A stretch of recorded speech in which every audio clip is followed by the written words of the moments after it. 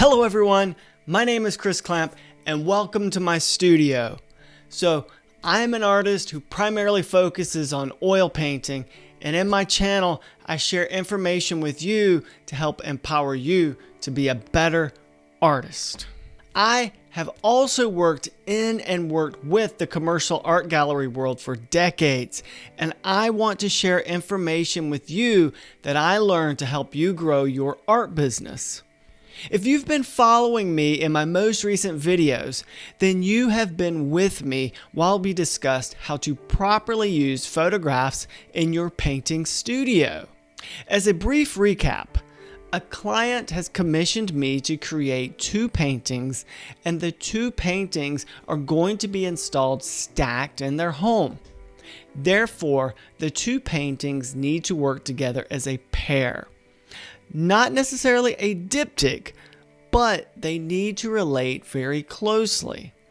Therefore, photography will be helpful in this specific situation. In my previous videos, I discussed how to use your camera and its settings to take better reference photographs. I then discussed how to use Adobe Photoshop to properly edit your raw photograph, and I discussed how to resize your file to print a scale image of your photograph to your painting. This is super helpful when your image is going to be larger than your standard home office printer. If you've not seen these helpful videos, they are a must watch, and you can start the videos by clicking up here, and the links are also in the description below. Well, today is the day that we are going to transfer our image to the painting surface. You may have seen my first video on this topic and technique. If not, you can click the link up here, and of course the link is also in the description below. That video is very in-depth, and I discuss many of the various pros and cons of different transfer techniques. Instead of repeating myself in this video, I'm just going to show you my favorite technique for transferring a photograph to a painting. I think that this is the best way to do this for an oil painter. However, there are many other techniques and none are wrong. It's all about what works best for you to help you produce your best artwork. And of course, if you find this information valuable and helpful, please click that like button and leave a comment. I love hearing from you, and if you have any questions, leave them in the comments section also. I'll do my best to answer any questions you may have. And if you have not subscribed to the channel yet, please do so at this time. Okay everyone, let's do this. It's time to transfer our photograph. Let's go. Okay everyone, we are now ready to get started with our transfer. So to begin with, let me just go over some of my supplies that I will be using for this. What I'm going to be using today, what I have is a standard raw umber oil paint. That's typically what I use for transfer. You can use whatever you would like. A lot of people like burnt sienna, but I just prefer raw umber, pretty basic. Bristle brush. Now, a part of what I use, and this will be important in our second phase, are graphite pencils. A lot of people will use ballpoint pens. I prefer graphite pencils because I can get a very, very thin line when I'm doing transfer. So this particular pencil is a 0.3 millimeter, so it's a very, very, very fine line. However, it is only in your traditional sort of grayish graphite, so it could be hard to see where you once were in your transfer. But someone left a comment in my previous video and told me about a colored lead that you could get. So I use a red lead for my transfer. This is a 0.5 millimeter. So it doesn't fit in this pencil, it fits in this pencil. It's still very, very thin, and it's awesome because that way you can make your line and see where you were, where you've done your tracing, your transfer, because of the red lead. That's why a lot of people like a ballpoint pen, but a ballpoint pen can be too thick for me. That's why I like this. Anyway, we've got our palette for our paint. I went ahead and cut a piece of tracing paper that is the size of our painting surface, which is 16 inches square. I prefer the tracing paper that comes in a roll anyway. And then I went ahead and we have our painting ready to go from our previous videos. Whenever we took our photograph, edited it, and printed it, we were able to make a printout that is to the scale of our panel, which is 16 inches square. Very, very important to have this ready. So what I'm going to do now is get this covered in a very thin layer of oil paint. So let me move our painting out of the way, put down some raw umber. I typically don't like my paint to be too stiff. This feels a little stiff to me right now. What I mean by stiff is whenever it's just a little dry. It doesn't have enough oil in it. So when that happens, I just have a little dropper on hand that has linseed oil. And I put a few drops of linseed oil.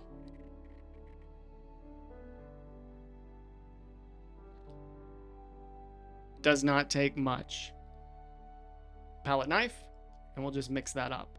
And as you'll see, it will make it much more usable. I don't want it to be too oily because that will defeat the purpose of all of this. But when it's too stiff, it'll make our job too difficult, and I find it will dry a little faster than I want. Okay, that feels pretty good.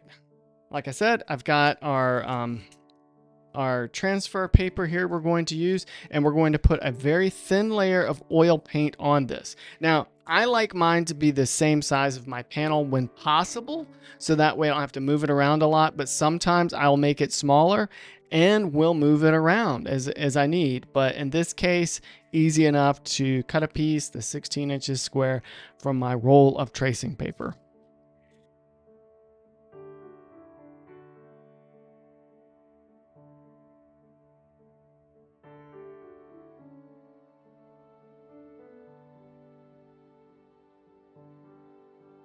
Okay, now I've got a pretty good coat of oil paint down, nice and thin. That's what I want. And as you can tell, just by looking at the transparency of the paper, it's not very oily, and it's not thickly applied either.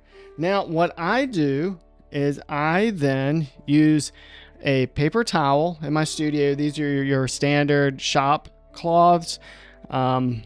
I cut them in half just so I can get more life out of the roll. Anyway, then I will wipe this off. I know that might seem counterproductive, but we don't want a lot of paint on top of this. What I do is literally just wipe it down. Just hold the paper a little firmly so it doesn't slide around on you a lot, and just wipe it in a very consistent, even path. And you'll see it'll have a very thin residue of oil paint on it when you're done.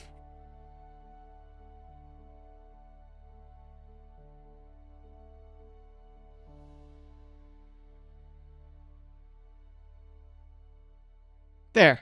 I know that might seem a little counterproductive, but having a thinner layer of oil paint on top of this transfer paper will give us a much thinner, crisper line when we do the transfer. If it's too thick on this, when we do our transfer, the lines are going to be really thick and some things could be hard to read. It could be darker than we want. So this is what I find to be the most helpful way of doing it. Okay, now let me scooch this to the side. We also don't need our paint anymore, so let me go ahead and move this out of the way. And we're going to move our painting back to the table. Okay, here's our painting. The printout on our painting surface, I should say. And I've gone ahead and taped it at the top so we have a hinge that is holding it securely. This is just a piece of aluminum composite material with linen adhered to the surface. And what we do now is put our tracing paper with oil paint down, face down onto this panel.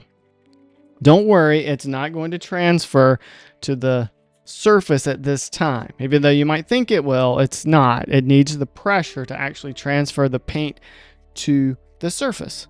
So now I just carefully line up the transfer paper and my printout best I can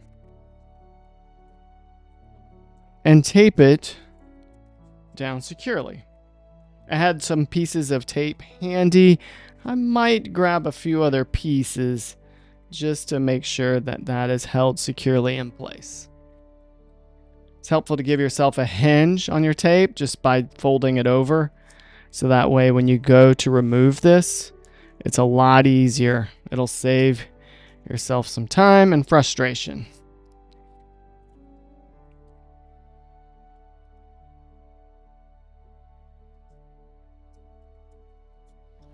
There. Now we are ready to do our transfer. So join me at the easel next. Okay, now we're going to do the transfer of our photograph onto the painting surface. I'm using this mechanical lead pencil with red lead that is actually in the lead holder, and that will help me identify the marks and areas that I've already been. And now I just carefully trace over the lines that identify key areas of the painting. Now that doesn't mean I have to transfer everything and trace everything, but I certainly may. I often find it helpful just to get key areas. It can be quick and efficient.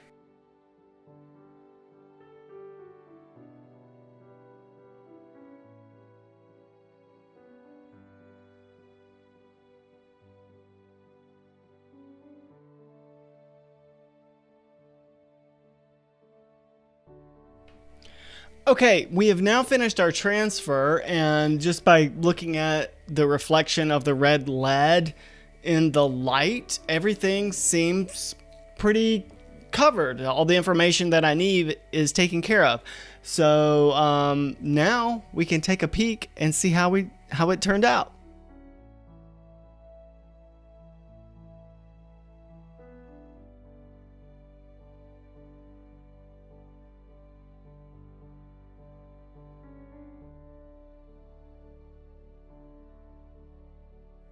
So there you go. That's how I do it. That's pretty easy actually, and it's how I transfer many of my paintings and get them ready for the final process. This one turned out great, and I'm excited to get to work. I really hope you all liked this video and you found this information helpful. Like I stated earlier, there's no right nor wrong way to do this. There are various transfer techniques, and this is the one that I love and that I use. Personally, I find this to be the best way to transfer a photo to your painting surface if you're an oil painter. However, use what works best for you. If you enjoyed this video, please click the like button. That will greatly help other artists like yourself find helpful information like this. Also, leave a comment if you've enjoyed this video. I love hearing from you all. And if you have any questions, I will do my best to answer any questions that you may have. Just leave those in the comments section. And of course, if you haven't subscribed to the channel, please do so. I'm working hard to put together helpful information like this to empower you and educate you to be better artists.